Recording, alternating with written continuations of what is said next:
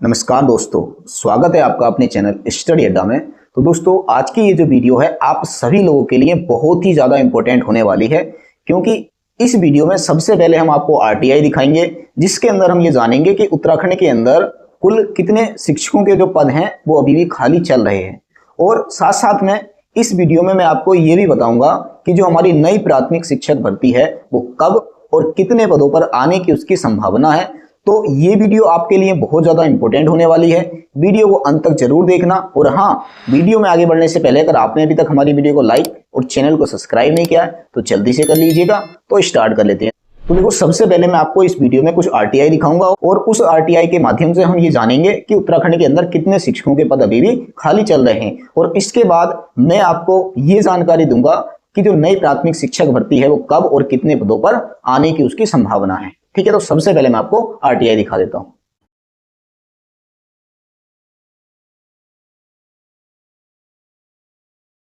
तो जैसा कि आप स्क्रीन पर देख रहे हैं, लिखा है कार्यालय जिला शिक्षा अधिकारी ऊखीमठ प्रारंभिक शिक्षा रुद्रप्रयाग। यानी कि जो आरटीआई है हमारे पास रुद्रप्रयाग की है और इसी तरह से सभी जिलों की आरटीआई है। तो सबसे पहले हम आपको रुद्रप्रयाग की दिखा देते हैं।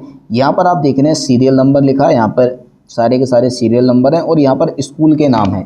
यानी कि ये जो आरटीआई है हमारे पास स्कूल वाइज है कि किस स्कूल के अंदर कितने पद खाली हैं, कितने टीचर वहाँ पर कार्यरत हैं और कितने टीचर की वहाँ पर रिक्वायरमेंट है। साथ साथ में आप देख रहे हैं कि यहाँ पर ब्लॉक नेम लिखा है और स्टूडेंट इनरोलमेंट एज पर 15/7/2025 यानी कि 15 जुलाई तक इन स्कूलों के अंदर कितने बच्चे रजिस्टर्ड हुए हैं। ठीक है, तो ये यहाँ पर इन बच्चों की संख्या यहाँ पर दे रखी है। जैसा कि आप देख रहे हैं यहाँ पर पहला ही जो स्कूल है यहाँ पर 4 छात्र पंजीकृत हैं। दूसरा है जीपीएस धानी का, यहाँ पर 35 छात्र यहाँ पर क्या है उपस्थित हैं यानी कि पंजीकृत हैं।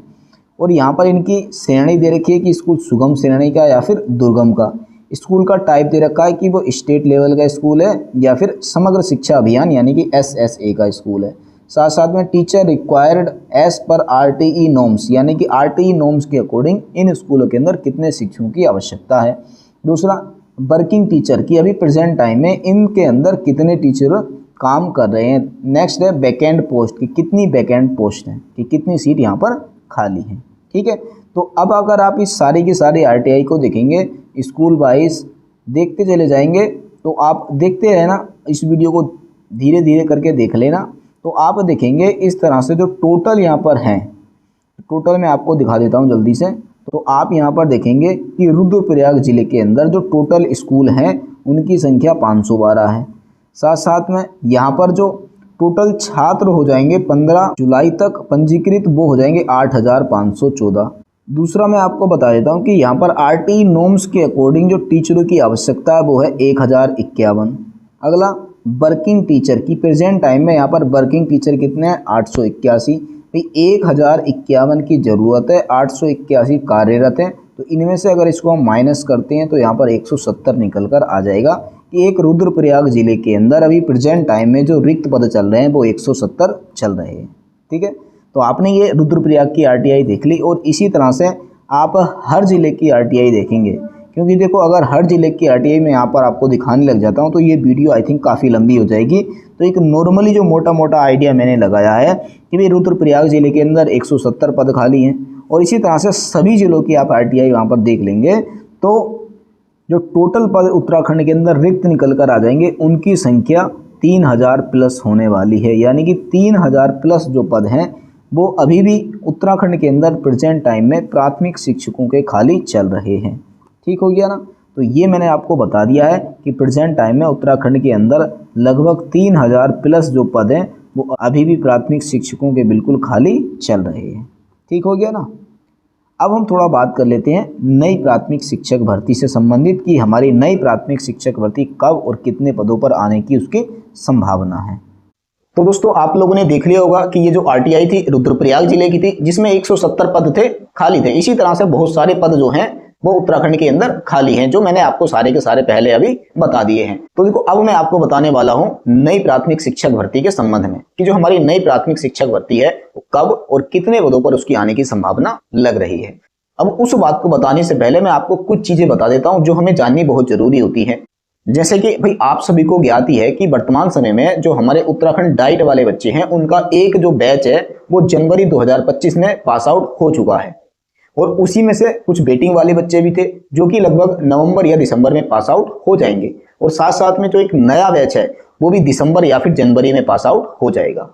अब देखो जो नई भर्ती होती है ना उसको निकालने से पहले कुछ चीजें देखी जाती हैं, जैसे कि जो डाइट का एक बैच पास आउट हुआ है उसके बाद उन लोगों ने कोई टेट का एग्जाम दिया है या नहीं दिया है। टेट का मतलब यहाँ पर हम यू टेट की बात कर रहे हैं, क्योंकि उत्तराखंड राज्य है तो यहाँ पर ये देखा जाता है कि जब से जो डाइट वाले बच्चे हैं वो पास आउट हुए हैं, क्या तब से कोई टेट का एग्जाम अभी तक निकला है या नहीं निकला है। तो आप सभी को ये ज्ञात है कि पहले तो कोई नहीं निकला था, परंतु अभी प्रेजेंट टाइम में क्या है, जो यू टेट के फॉर्म थे वो भरे जा चुके हैं, अभी क्या उसका करेक्शन चल रहा है, और हाँ जिसकी कोई गलती हो गई तो वो करेक्शन भी भाई करवा लेना, ठीक है ना। और ये जो यू टेट का एग्जाम है ये 27 सितंबर को होना है, ये भी सभी को ज्ञात है। अब 27 सितंबर को जब इसका एग्जाम होगा तो इसके कुछ दिन के बाद यानी कि 1 से 1.5 महीने के अंदर लगभग इसका रिजल्ट आएगा। तो सितंबर, अक्टूबर, नवंबर यानी कि समथिंग नवंबर में क्या इसका रिजल्ट आएगा, और नवंबर दिसंबर में वेटिंग वाले बच्चे पास आउट हो जाएंगे, और फिर दिसंबर या जनवरी में डाइट का नया बैच पास आउट हो जाएगा। तो जो हमारी नई भर्ती की संभावना है अब हमें ऐसा ही लग रही है कि जैसे ही हमारा नया बैच पास आउट होगा यानी कि दिसंबर या जनवरी के अंदर, तो उसके लगभग अगले महीने यानी कि फरवरी लास्ट में या फिर मार्च स्टार्टिंग में जो हमारी नई भर्ती की संभावना है वो लग रही है।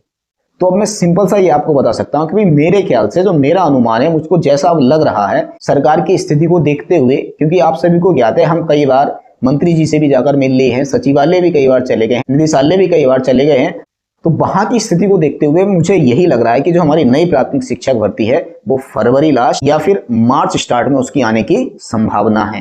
100% नहीं कह सकता, फिर भी एक संभावना ही यहाँ पर मुझको लग रही है। दूसरी अब बात आती है कि भाई कितने पदों पर आ सकती है, तो देखिए पदों की जो संख्या वो लगभग 2500 प्लस रहने की संभावना है। तो जब जो हमारी नई प्राथमिक शिक्षक भर्ती है वो मार्च में अगर हम मान लेते हैं कि मार्च स्टार्टिंग में आ जाती है तो उस समय जो हमारे पदों की संख्या लगभग 2500 के आसपास में रहेगी ही रहेगी, इतना तो मैं कंफर्म होगा इस चीज को लेकर, ठीक है। दूसरा हम मान लेते हैं कि इन केस अगर वैकेंसी थोड़ी सी पहले आ जाती है तब पदों की संख्या कितनी रह सकती है। तो देखो पहले वैकेंसी आने का तो कोई चांस अब मुझको लग नहीं रहा है कि भाई सितंबर या अक्टूबर में भर्ती आ जाए, ऐसा मुझको कोई भी नहीं लग रहा है। और जैसी मुझे गुप्त सूत्रों से जानकारी मिल रही है तो वो फरवरी लास्ट या फिर मार्च स्टार्टिंग की ही मिल रही है, ठीक हो गया ना। तो अगर इन केस हम मान लेते हैं कि 1% अगर भर्ती पहले आ जाती है तब उसमें पदों की संख्या कितनी रहने वाली है। तो देखो सरकार जो है उसको भी ज्ञात है कि वेटिंग में हमारे डाइट वाले कुछ बच्चे हैं अभी, और एक नया बैच भी पास आउट हो रहा है, तो हमें उन लोगों का भी देखना है कि अगर हमने उन लोगों के लिए पद इसमें से नहीं बचाए तो वो भी अपना बैच पास आउट होने के तुरंत बाद रैली निकाल सकते हैं, धरना प्रदर्शन, हड़ताल वगैरह कुछ भी कर सकते हैं। तो इसलिए सरकार को क्या भाई उन लोगों का भी देखना है। उसके लिए जो मुझे जानकारी मिली है तो उसके लिए सरकार क्या करेगी कि जो 2500 लगभग पद देने वाली थी फरवरी या मार्च के अंदर, और उससे पहले अगर भर्ती आती है तो वो जो पद हैं 2500 जो पद हैं वो आधे हो जाएंगे, यानी कि लगभग 1200 के आसपास हो जाएंगे। तो इन केस अगर फरवरी मार्च से पहले भर्ती पहले आ जाती है तो उसमें पदों की संख्या लगभग 1200 रहने वाली है, 1200 या फिर 1250, और बाकी जो पद हैं वो अगले बैच के लिए सेव रखे जाएंगे, सुरक्षित रखे जाएंगे उन लोगों के लिए, ठीक है। तो ये सारी की सारी जानकारी थी जो मुझे मिली थी, मैंने सोचा कि ये आप लोगों के साथ भी शेयर कर देता हूं, हो सकता है इसमें से आप लोगों के कुछ लोगों के जो डाउट रहते हैं वो भी क्लियर हो जाएं, ठीक है। तो बस जितनी जानकारी थी इससे संबंधित मैंने आप सभी को दे दी है। ये वीडियो आपको कैसी लगी कमेंट बॉक्स में जरूर बताइएगा, और हाँ अगर ये वीडियो आपको अच्छी लगी हो तो वीडियो को लाइक करना, अपने दोस्तों को शेयर करना, और अगर आप चैनल पर नए हैं तो चैनल को सब्सक्राइब कर लेना। बाकी मिलते हैं फिर बहुत ही जल्द एक अगले वीडियो में, तब तक के लिए बेस्ट ऑफ लक।